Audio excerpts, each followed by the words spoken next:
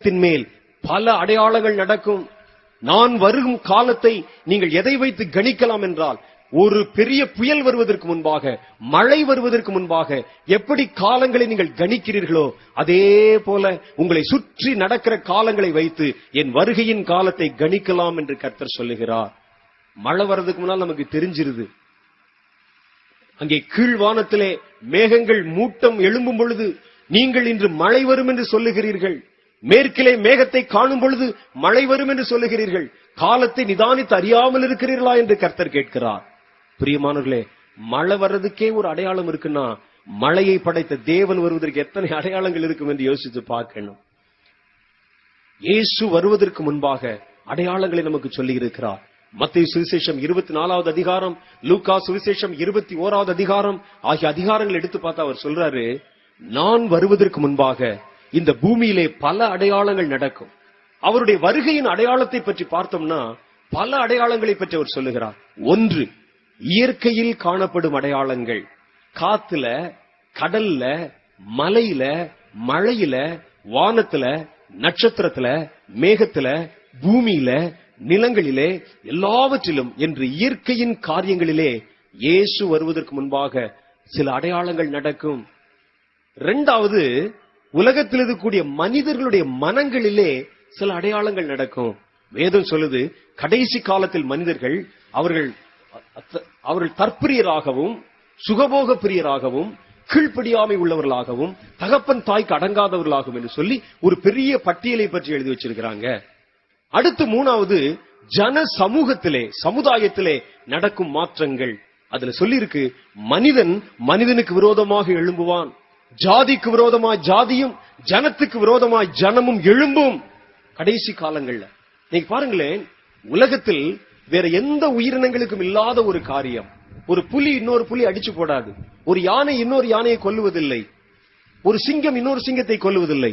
ஆனா மனிதன், ஆறறிவு படித்த மனிதன் மாத்திரம் மனிதன் மனிதனை கொல்வதை நோக்கமாகவே வைத்திருக்கிறான்.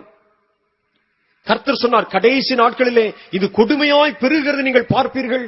ஜாதிகளுக்கு விரோதமாய் ஜாதிகள், ஜனங்களுக்கு விரோதமாய் ஜனங்கள், இரத்த ஆறு ஓடும், மனிதர்கள் சங்கரிக்கப்படுவார்கள், மனிதனுடைய உயிர்கள் கீழே விழும், மனிதனுடைய பிரேதங்கள் வீதிகளிலே வீசி எறியப்படும், யுத்தத்தை கேள்விப்படுவீர்கள், யுத்தத்தின் செய்திகளை கேள்விப்படுவீர்கள் கர்த்தர் சொன்னார். இந்த கடைசி காலங்களில் பாருங்க, பிரிவினை இல்லாத நாடுகளே இல்ல. எல்லா நாடுகளிலும் பல்வேறு விதமான பிரிவினைகள் வந்துவிட்டது. சில நாடுகள்ல, மேல நாடுகள்ல ஜாதியம் கிடையாது, ஆனால் நிறம் இருக்கிறது. அவன் கலர் இருக்குது. ஒருவன் வெள்ளையா இருந்தா ஒரு நிறம், ஒரு இனம் என்றும், கருப்பர்கள் என்றால் ஒரு நிறம் என்றும் பிரிவினை வைத்துக் கொண்டு சண்டை போட்டுக் கொண்டிருக்கிறாங்க. சில இடத்துல மதத்தின் பெயரால் சண்டைகள் நடக்கிறது. இன்னைக்கு உலகம் முழுசும் மதத்தின் பெயரால பெரிய பெரிய கலவரங்கள் தோன்றுகிறது.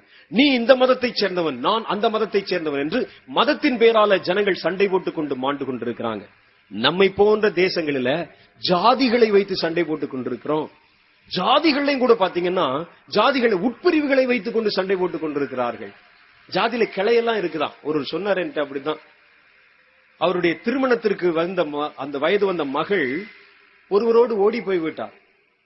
உடனே வந்து கோபத்தோட அருவாள் எடுத்து வெட்டணும் குத்தணும் சொல்லி பேசிக் கொண்டிருந்தார். அப்ப நான் கேட்டேன், என்னங்க ஆச்சு அப்படின்னு சொல்லி கேட்டேன். அவர் சொன்னாரு, வேற யாரோட ஓடி போயிருந்தாலும் பரவாயில்ல, இது வேற ஒரு கிளையை சேர்ந்த ஒரு பையனோட ஓடி போயிட்டாரு. ரெண்டு பேரும் ஒரே ஜாதி தானே என்று கேட்டேன். அப்போ சொன்னார், ஜாதி ஒன்னா இருந்தாலும் நாங்க வேற வேற கிளையில இருக்கோம்னு சொன்னேன். அப்பதான் எனக்கு புரிந்தது, ஜாதியில் இருக்கிறவரெல்லாம் கிளையில் இருக்கிறார்கள். கிளையில யாரு இருப்பா? குரங்குதான் கிளையில இருக்கும். கிளை, இவர் ஒரு கிளையை பிடிச்சி தொங்கிட்டு இருக்கிறாரு, அவர் ஒரு கிளையை பிடிச்சி தொங்கிட்டு இருக்கிறார். கிளைக்கு கிளை மாறணும்னே சண்டை, ஜாதியின் பேரால சண்டை, இன்னைக்கு மதத்தின் பேரால சண்டை, மனிதர்கள் குடும்பத்தின் பேரால சண்டை. எப்படியோ மனித உயிர்கள் கொல்லப்பட வேண்டும். வேதம் சொல்லுகிறது, இது கடைசி காலத்தின் அடையாளம். இயேசுநாதர் வர்றதுக்கு முன்னால் இப்படி அடையாளங்கள். நாலாவது அடையாளம் என்ன தெரியுமா? கர்த்தருடைய பிள்ளைகளுக்கு நடுவிலே நடக்கும் அடையாளம், சபைகளிலே நடக்கும் அடையாளம், கர்த்தருடைய ஊழியங்களுக்கு நடுவிலே நடக்கும் அடையாளம். ஒரு பெரிய அபிஷேகம் இந்த உலகம் முழுவதையும் நிரப்பிக் கொண்டிருக்கும் என்று கர்த்தர் சொல்லுகிறார். நான் என் ஊழியத்தை ஆரம்பிச்ச புதுசுல பரிசுத்த ஆவியிலே நிறைந்து தேவனை தொழுது கொள்ளுகிற கூட்டம் என்பது ரொம்ப கொஞ்சமா இருந்தது. அது ஒரு குறிப்பிட்ட சபைக்கு மாத்திரமே அந்த அனுபவம் சொந்தமானது என்று சொல்லி மற்றவர்கள் அதை ஒதுக்கி வைத்திருந்தார்கள். இன்னைக்கு அப்படி இல்ல. எல்லா சபைகளிலும் கர்த்தரை ஆவியோடு உண்மையோடும் தொழுகிற அநேக தேவ பிள்ளைகள் எழும்பி இருக்கிறாங்க. ஏனென்றால் வேதத்தில் எழுதியிருக்கிறது, கடைசி நாட்களில் மாம்சமான யாவர் மேலும் என் ஆவியை ஊற்றுவேன். உங்கள் குமாரரும் உங்கள் குமாரத்திகளும் தீர்க்க தரிசனம் உரைப்பார்கள். உங்கள் வாலிபர்கள் தரிசனங்களை காண்பார்கள். மூப்பர்கள் சொப்பனங்களை காண்பார்கள். அந்நாட்களிலே என் ஊழியக்காரர்கள் மேலும் ஊழியக்காரிகள் மேலும் என் ஆவியை ஊற்றுவேன். அப்பொழுது அவர்கள் தரிசனம் காண்பார்கள், தீர்க்க தரிசனம் சொல்வார்கள் என்று எழுதியிருக்கிறார். இந்த கடைசி காலத்துல பாருங்க பிரியமானவர்களே, இன்னைக்கு ஒரு பெரிய ஒரு ஆவிக்குரிய எழுப்புதல், ஆவிக்குரிய சபைகள் எழும்புறதை பார்த்தது போக, இன்னைக்கு சபைகள் எல்லாமே ஆவிக்குரியவர்களாய் மாறிக்கொண்டிருக்கிறதையும் பார்த்து கொண்டிருக்கிறோம் நம்முடைய கண்களால. இவைகள் எல்லாம் சொல்லுகிறது இயேசு வரப்போகிறார். இயேசுவின் வருகையின் அடையாளம் எங்கெங்கெல்லாம் போடலாம் சொல்லி கேட்டா, இன்னைக்கு ஒரு பெரிய அமைச்சர் வருகிறார் என்றால், அல்லது அரசியல் இருக்கிற ஒரு பெரிய முக்கியஸ்தர் வருகிறார் என்றால், இந்த ஊர் முழுசும் அடையாளம் போடப்படுகிறத பாக்குறோம். செவர்கள் எல்லாம் அடையாளம் போடுறாங்க. எலெக்ஷன் வந்துருச்சுன்னா யாரும் சொல்லவே வேண்டாம், பார்த்த உடனே தெரியும். செவத்துல அடையாளம் போட்டிருப்பாங்க. இந்த பக்கம் ஒரு ஆரோ, அந்த பக்கம் ஒரு ஆரோ போட்டு கட்சியின் பேரை போட்டு ஃபுல் அப்படின்னு போட்டிருப்பாங்க. அது என்ன ஃபுல்லு அப்படின்னு கேட்டா, அந்த செவர் முழுசும் அந்த கட்சியினுடைய விளம்பரத்துக்கு சொந்தமா. நம்ம கட்டடம் கட்டி வெள்ளை அடிச்சு பெயிண்ட் அடிச்சு வைக்க இவர் ஃபுல் போட்டு போயிடுவார் உள்ள.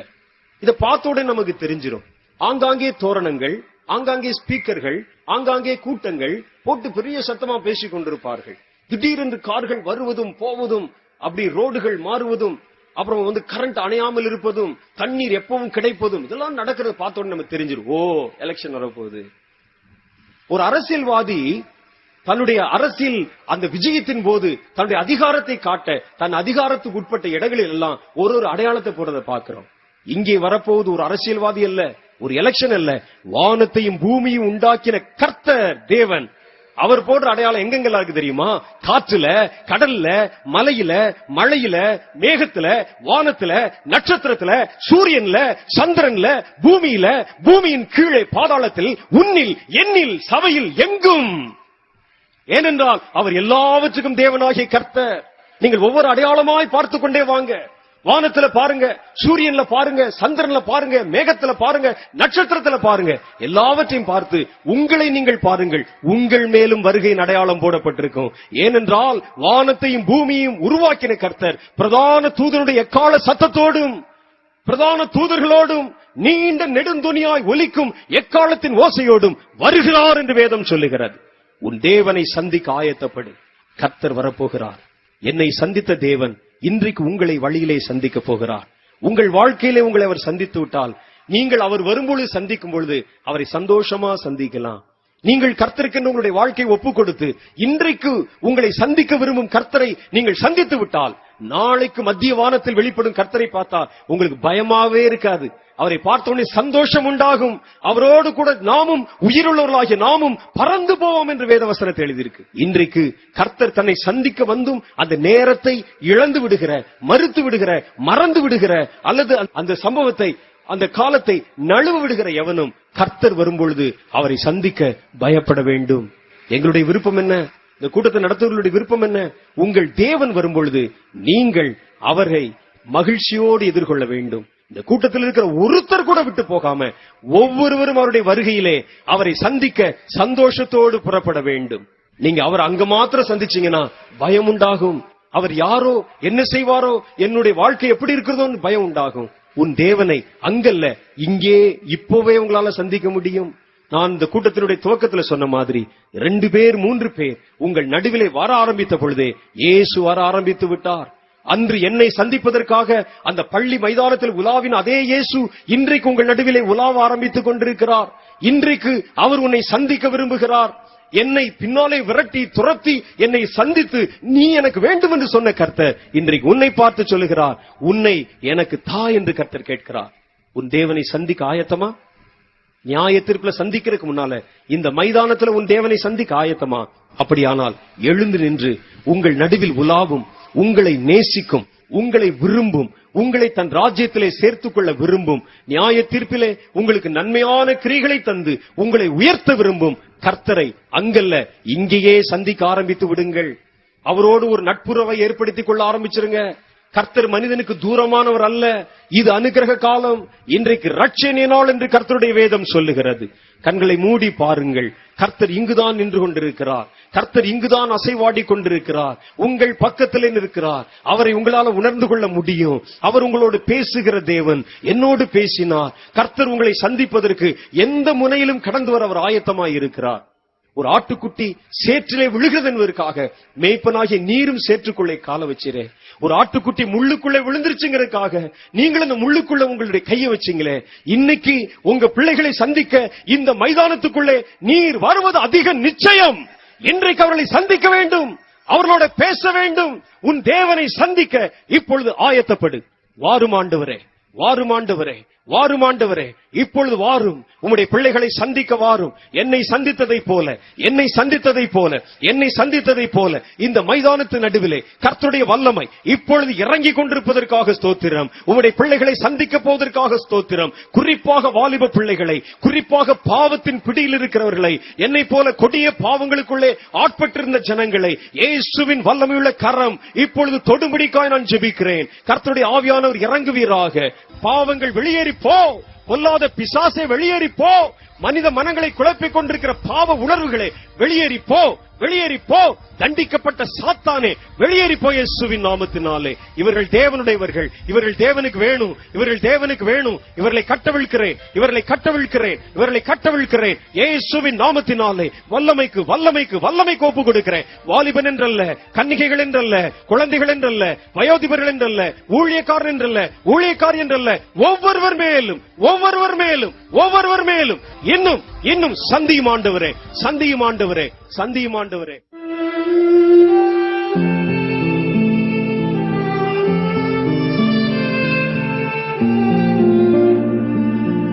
அன்பானவர்களே, நீங்கள் கேட்ட செய்தி உங்களுக்கு மிகவும் ஆசீர்வாதமாக இருந்திருக்கும் என்று கர்த்தருக்குள் நம்புகிறோம். இது போன்ற அநேக செய்திகள் எங்களிடம் உள்ளன. உங்களுக்கு தேவையானால் நீங்கள் தொடர்பு கொள்ள வேண்டிய முகவரி: இயேசுவின் துணி ஊழியங்கள், தபால் பெட்டி எண் 23, ராமநாதபுரம் 623501, தென்னிந்தியா. தொலைபேசி எண் 0457221476. Voice of Jesus ministries, post box number 23, Ramanathapuram, pincode 623501, south India. Phone number 04567221476.